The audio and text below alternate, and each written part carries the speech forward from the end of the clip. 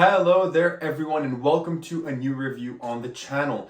And today we are going to be looking at the Infinity deck by Craig Petty and Lloyd Barnes. An interesting take on the photographic kind of photography decks that we've seen quite a bit in recent memory. This one has kind of creative ideas spin to it to justify the use of the prop. Let's now turn the intro and see if this is as good as a lot of people say it is right after that.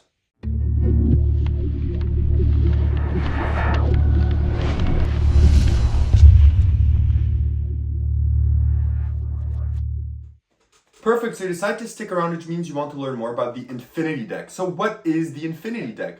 It's essentially a deck of cards that will allow you to do a ton of different magic and mentalism routines. So the best way for me to kind of show you the main way that this works is to give you a very simple performance of the main feature of the deck, which is the Quran feature. For those that know, that's not giving away the method. It's pretty much all over. Even Craig Petty talks about it. Even Lloyd Barnes, in every single trailer and interview, they do say that it is a Quran deck. So the best way, and my favorite way essentially to perform this, is you would introduce your wallet. Inside of the wallet, you show to your spectator that you have one prediction for later and that you're going to keep this right here to the side. You then introduce your creativity deck to your spectators and you show them that essentially every single card in this deck has a different image to spark creativity. So essentially, if you're in a writing block or an artistic block, you can just remove one of these images and essentially maybe it's gonna hopefully spark your creativity. So what you're gonna do is you're gonna just ask your spectator to just give the cards a cut after you give them a small shuffle. So the spectator is just gonna cut the cards. They're free to cut how many times they want. And then you tell them to just start dealing the cards face up. And at any point that they want, they're just gonna stop. So I won't even look, I'm just gonna go through and we're gonna stop at a random point. Let's say we're gonna stop right here.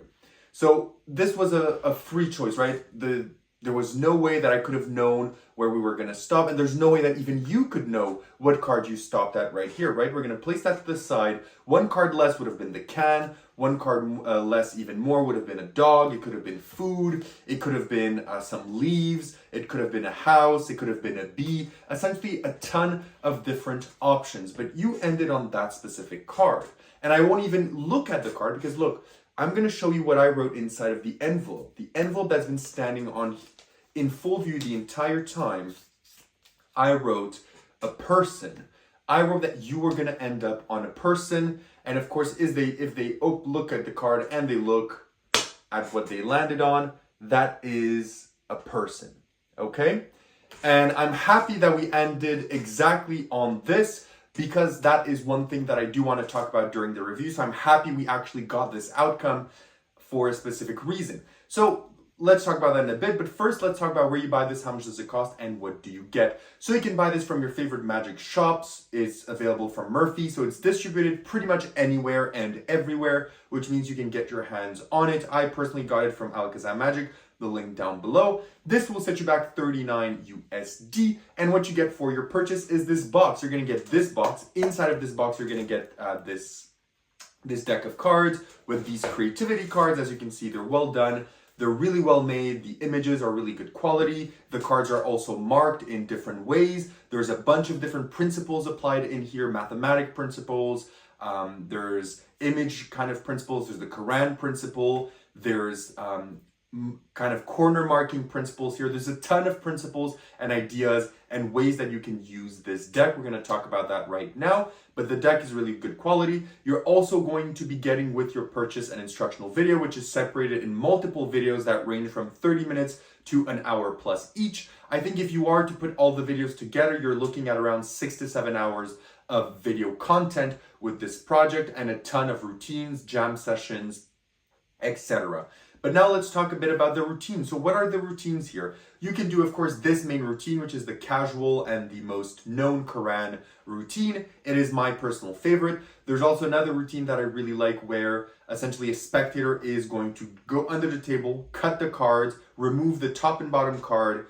All of this is under the table, place the deck back in the box, and then you're going to be able to read their mind on the two cards that they removed from the deck. There's the Will the Photos Match routine, if you're familiar with Will the Tarot Match or Will the Pictures Match, etc. This is that classic routine where you're gonna essentially be able to make cards match. There's a triumph routine. There's also the main routine, which they call it, in which you're gonna be able to essentially force the spectator a number and a playing card. You're gonna able to influence him and show that you've been able to influence him from the start. And you're also gonna be able to show that you've predicted their choices from the start before it even starts. So you're gonna be able to do a full routine which has those 3 phases included. Then there's a bonus video with David Jonathan which goes over some mathematical principles, how you can use this for any picture at any number, how you can use this for different things. There's some forcing ideas, reveal ideas, like 8-ball productions. There's a ton of ideas with this deck that you can do, okay? Now, before we move on to the difficulty and the rest of the deck, I do want to talk about one of the things that kind of occurred here, is that one of the reveals, which is the person, I feel can sometimes be a bit ambiguous, because if you look at this, personally, I've performed this a few times and I've had this card come up twice, and every single time no one has ever said this is a person. Everyone, when I've asked them, especially for the routine under the table, I've had this happen once, and I've done the prediction, and then I say, what did you get? And they said a festival. Twice people said festival. And there's another card in the deck where every single time it's come up, people have said, oh, soccer player. So I feel that maybe it could have been better to change one of the reveals to something else, because I feel that reveal can be a bit too broad in scope for people to think of something else. And as I said here, I doubt that anyone here, if I were to ask you, what do you see here? Someone would have said a person. You'd have probably said a crowd. You would have probably said a festival. You'd have probably said a rave. You would have probably said a concert or any other such things. So that is one of my gripes with it. I feel that for one of the outcomes, it does push a bit the limit. I think it could have been easier to go for something else, but that's just a nitpick for myself on this, and I just wanted to point that out since we did get it in this specific outcome, so I did want to mention that. But apart from that, the deck is well produced, the images are good, and all the other images do always work, and I've always got hits with them, so that's not a problem whatsoever.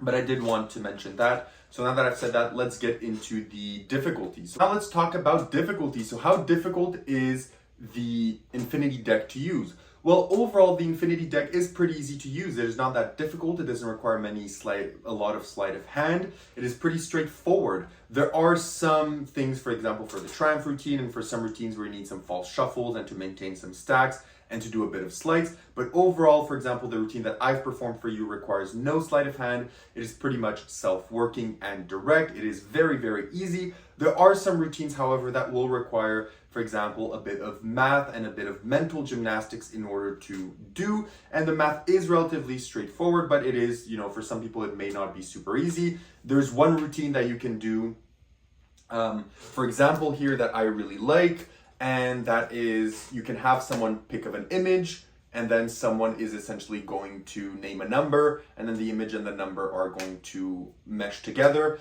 So I think the best way is I'll show you a mini performance of this. So someone is essentially, let's say, normally the other spectator wouldn't see, but for the point of this, let's say they go and they stop here. So they're going to take a look at that image. The first spectator is going to look at that image. Okay. And then you ask them, you can give this a mix, right? You're going to give this a mix. And they say the second spectator that you have here, 52 cards, and that they could name any number that they want from 1 to 52. So let's say they go for something like the number 28, okay? So you say, perfect. So you could have thought of any number, but you went for 28, am I correct? And then you would deal, the cards would go 1, 2, 3, 4, 5, 6, 7, 8, 9, 10, 11, 12, 13, 14, 15, 16, 17, 18, 19, 20, 21, 22, 23, 24, 25, 26, 27, and this would be 28. And you tell the person, what was the image that you were thinking of? And they're going to say a dog, and you show this to the second spectator and say, can you tell me what the number 28 image is? And it's, of course, going to be a dog, okay? So that's another routine and an idea that you could do with the deck if you so want, But that will require a bit of math and a bit of mental gymnastics in order to do and in order to be able to accomplish. But again, it's not that hard. As you saw, I got it pretty much straight on.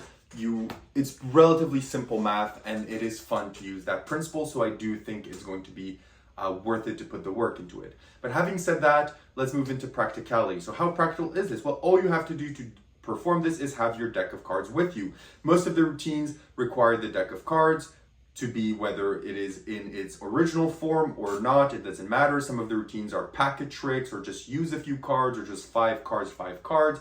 So it really doesn't necessarily need the full deck, but in terms of carrying capacity, you just need the deck of cards. In terms of examinability, the deck can be fully examined pretty much. Yes, maybe some spectators are going to find something, but it doesn't really change anything, because I feel they won't really piece together what's going on depending the routine that you do.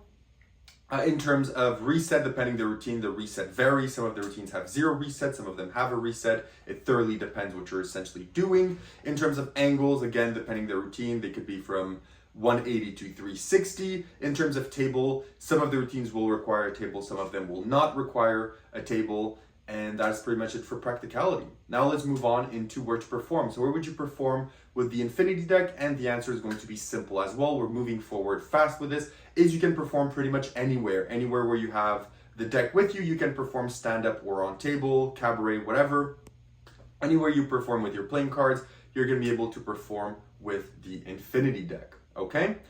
So now that that is said and out of the way, let's get into the positives and negatives. So what are the negatives of the Infinity deck? Well, one of the negatives of the Infinity deck is, as I said, one of the option of cards is, I feel in certain instances, is not exactly what is meant to be, because the imagery is a bit too developed and is going to have people think of different things rather than what you're actually wanting them to think of. So that's something you do have to keep in mind. And personally for me, there's 1 or 2 cards only that I've encountered that have had that issue, but still, even then, it's not a major problem, but it is something to point out. And another possible negative for me personally is the tutorial is extensively long. I know there's a ton of ideas, routines, etc., but I do think that sometimes it does get tedious to have to go through 6 to 7 hours of tutorial in order to enjoy a product. Perfect, so now what are the positives of the Infinity deck? 1, there's a ton of routines you can do. The explanations are great. Even though they're very long, there's a ton of details, ton of routines, there's a ton of ideas, a ton of principles that you can use. This is both magic and mentalism. The deck is well made, it's well produced, it's pretty easy to use, and it can be used pretty much anywhere, because as I said, you don't necessarily need a table for this and able to perform it. So it does have a wide range and a wide grasp of things that you can do with it that's going to fit a lot of performers. So having said that, what do I say about the Infinity deck? Would I recommend it? Would I not? And what do I give it out of 10? Personally, I like the Infinity deck, but I don't like it as much as I thought I would, because I feel most of the routines provided here are a bit too magic-y rather than mentalism-y, if that makes any sense. There are still a ton of mentalism routines that are fun, and those are the ones that I really like and I'm going to perform, but I would have liked a bit more mentalism touch provided here. And that's not to say, there's no mentalism routines. There are, but the ones that are very, very much my style are relatively few and far between. But that's not to shout at the products, it's just because of my style. But overall, I think this is good. I think if you like what you've heard here, if you like what you've seen in other reviews and other performances, I think you will not be disappointed with this. I think it is very good quality, as is with most of Craig Petty's releases. So I'm giving this a 9 on 10, and that's all I have to say about the Infinity deck. So thank you everyone for watching. Have a great one, and see you in my next review. Bye bye.